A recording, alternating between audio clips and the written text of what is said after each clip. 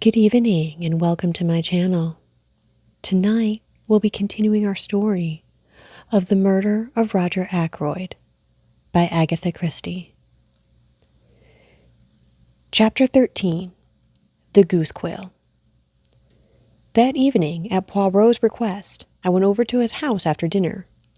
Caroline saw me depart with visible reluctance. I think she would have liked to have accompanied me. Poirot greeted me hospitably. He had placed a bottle of Irish whiskey, which I detest, on a small table with a soda water siphon and a glass. He himself was engaged in brewing hot chocolate. It was a favorite beverage of his, I discovered later. He inquired politely after my sister, whom he declared to be a most interesting woman. "I'm afraid you've been giving her a swelled head," I said dryly. "What about Sunday afternoon?" He laughed and twinkled. "I always like to employ the expert," he remarked obscurely, but he refused to explain the remark. "You got all the local gossip anyway," I remarked, "true and untrue." "And a great deal of valuable information," he added quietly. "Such as?" He shook his head. "Why not have told me the truth?" he countered. "In a place like this, all Ralph Patton's doings were bound to be known. If your sister had not happened to pass through the wood that day, somebody else would have done so." "I suppose they would," I said grumpily. "What about this interest of yours in my patients?" Again he twinkled. "Only one of them, Doctor. Only one of them." "The last?" I hazarded. "I find Miss Russell a study of the most interesting," he said evasively. "Do you agree with my sister and Mrs. Ackroyd that there is something fishy about her?" I asked. What do you say, fishy?" I explained to the best of my ability. "And they say that, do they? Didn't my sister convey as much to you yesterday afternoon?" "C'est possible." "For no reason whatever," I declared. "Les femmes," generalized Poirot. "They are marvelous. They invent haphazard, and by miracle they are right. But that is that, really. Women observe subconsciously 1,000 little details without knowing that they are doing so. Their subconscious mind adds these little things together, and they call the result intuition. Me, I am a very skilled psychology. I know these things."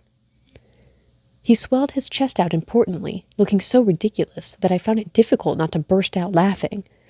Then he took a small sip of his chocolate and carefully wiped his mustache. "I wish you'd tell me," I burst out, "what you really think of it all." He put down his cup. "You wish that?" "I do." "You have seen what I have seen. Should not our ideas be the same?" "I'm afraid you're laughing at me," I said stiffly. "Of course, I've no experience of matters of this kind." Poirot smiled at me indulgently. "You are like the little child who wants to know the way the engine works. You wish to see the affair, not as the family doctor sees it, but with the eye of a detective who knows and cares for no one, to whom they are all strangers and all equally liable to suspicion." "You put it very well," I said. "So I give you then a little lecture. The first thing is to get a clear history of what happened that evening, always bearing in mind that the person who speaks may be lying."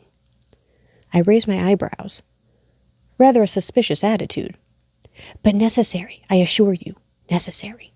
Now first, Dr. Shepherd leaves the house at 10 minutes to 9. How do I know that?" "Because I told you so." "But you might not be speaking the truth, or the watch you went by might be wrong. But Parker also says that you left the house at 10 minutes to 9. So we accept that statement and pass on. At 9 o'clock you run into a man, and here we come to what we will call the romance of the mysterious stranger, just outside the park gates. How do I know that that is so?" "I told you so," I began again. But Poirot interrupted me with a gesture of impatience. But it is that you are a little stupid tonight, my friend. You know that it is so. But how am I to know? Ah bien, I am able to tell you that the mysterious stranger was not a hallucination on your part, because the maid of a Miss Gannett met him a few minutes before you did, and of her too he inquired the way to Fernley Park. We accept his presence, therefore, and we can be fairly sure of 2 things about him. That he was a stranger to the neighborhood, and that whatever his object in going to Fernley, there was no great secrecy about it, since he twice asked the way there." "Yes," I said, "I see that." "Now I have made it my business to find out more about this man. He had a drink at the Three Boars, I learned, and the barmaid there says that he spoke with an American accent and mentioned having just come over from the States. Did it strike you that he had an American accent? Yes, I think he had, I said after a minute or two, during which I cast my mind back. But a very slight one. Precisement. There's also this which you will remember I picked up in the summer house. He held out to me the little quill. I looked at it curiously. Then a memory of something I had read stirred in me. Poirot, who had been watching my face, nodded. Yes, heroin snow. Drug takers carry it like this and sniff it up the nose. Diamorphine hydrochloride, I murmured mechanically. This method of taking the drug is very common on the other side. Another proof, if we wanted one, that the man came from Canada or the States. What first attracted your attention to the summer house? I asked curiously. My friend the inspector took it for granted that anyone using that path did so as a shortcut to the house. But as soon as I saw the summer house, I realized that the same path would be taken by anyone using the summer house as a rendezvous. Now it seems fairly certain that the stranger came neither to the front nor to the back door. Then did someone from the house go out and meet him? If so, what could be a more convenient place than that little summer house? I searched it with the hope that I might find some clue inside. I found two, the scrap of cambric and the quill. And the scrap of cambric? I asked curiously. What about that? Poirot raised his eyebrows. You do not use your little grey cells, he remarked dryly. The scrap of starched cambric should be obvious. Not very obvious to me. I changed the subject. Anyway, I said, this man went to the summer house to meet somebody. Who was that somebody? Exactly the question, said Poirot. You will remember that Mrs. Ackroyd and her daughter came over from Canada to live here? Is that what you meant today when you accused them of hiding the truth? Perhaps. Now another point. What did you think of the parlour-maid's story? What story? The story of her dismissal. Does it take half an hour to dismiss a servant? Was the story of those important papers a likely one? And remember, though she says she was in her bedroom from 9:30 until 10 o'clock, there is no one to confirm her statement. You bewilder me, I said. To me it grows clearer, but tell me now your own ideas and theories. I drew a piece of paper from my pocket. I just scribbled down a few suggestions, I said apologetically. But excellent, you have method. Let us hear them. I read out in a somewhat embarrassed voice. To begin with, one must look at the thing logically. Just what my poor Hastings used to say, interrupted Poirot. But alas, he never did so. Point number 1. Mr. Ackroyd was heard talking to someone at 9:30. Point number 2. At some time during the evening, Ralph Patten must have come in through the window, as evidenced by the print of his shoes. Point number 3. Mr. Ackroyd was nervous that evening, and would only have admitted someone he knew. Point number 4. The person with Mr. Ackroyd at 9:30 was asking for money. We know Ralph Patten was in a scrape. These 4 points go to show that the person with Mr. Ackroyd at 9:30 was Ralph Patten. But we know that Mr. Ackroyd was alive at 9:45. Therefore, it was not Ralph who killed him. Ralph left the window open. Afterwards, the murderer came in that way. And who was the murderer? Inquired Poirot. The American stranger. He may have been in league with Parker, and possibly in Parker we have the man who blackmailed Mrs. Ferrars. If so, Parker may have heard enough to realize the game was up, have told his accomplice so, and the latter did the crime with the dagger which Parker gave him. It is a theory that, admitted Poirot, decidedly you have cells of a kind, but it leaves a good deal unaccounted for. Such as? The telephone call, the pushed-out chair. Do you really think the latter important? I interrupted. Perhaps not, admitted my friend.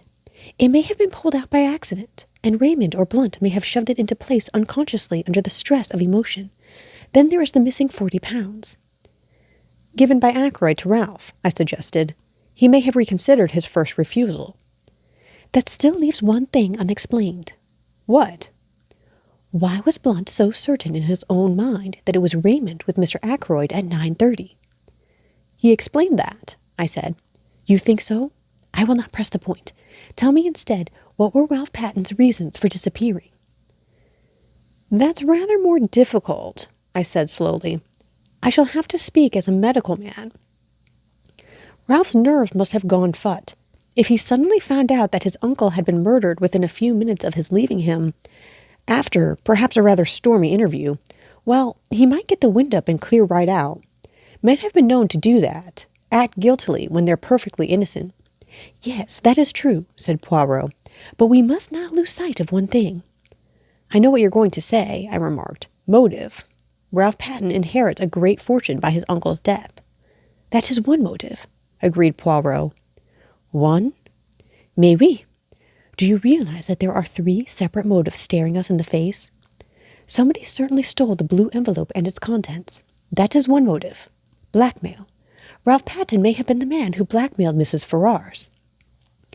Remember, as far as Hammond knew, Ralph Patten had not applied to his uncle for help of late. That looks as though he were being supplied with money elsewhere. Then there is the fact that he was in some, scrape, which he feared might get to his uncle's ears. And finally, there's the one you have just mentioned. Dear me, I said, rather taken aback. The case does seem black against him. Does it? Said Poirot. That is where we disagree, you and I. 3 motives. It is almost too much. I am inclined to believe that, after all, Ralph Patten is innocent. Thus ends Chapter 13 of The Murder of Roger Ackroyd by Agatha Christie.